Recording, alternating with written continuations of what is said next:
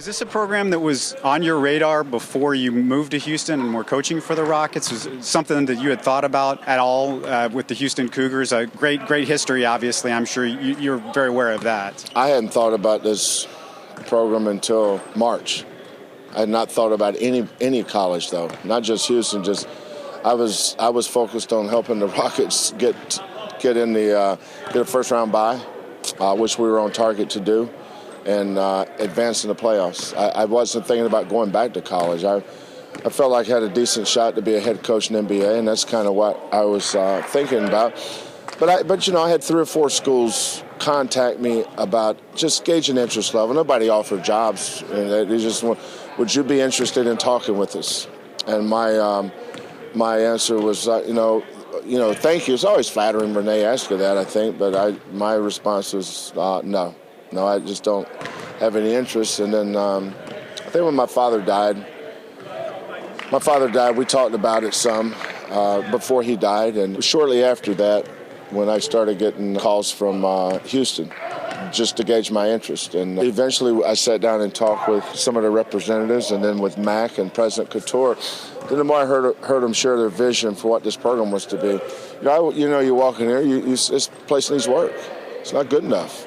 We're building a $25 million basketball development center. That was part of the agreement.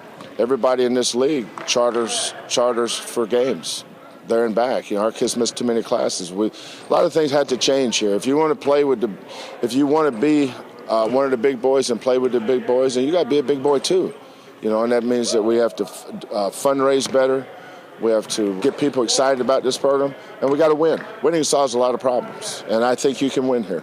You got a couple of guys that know very well about this legacy, and Adam Drexler and L.J. Rose. Their dads played back in the early 80s with those great teams.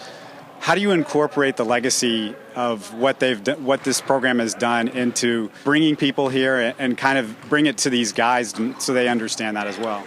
Well, thanks to ESPN Classics, most kids know who Elvin Hayes or Clyde Drexler and Keem Olajuwon are because they play those replays a lot. So people know Houston basketball. When you think about Houston basketball, most kids think about either Dream or Clyde.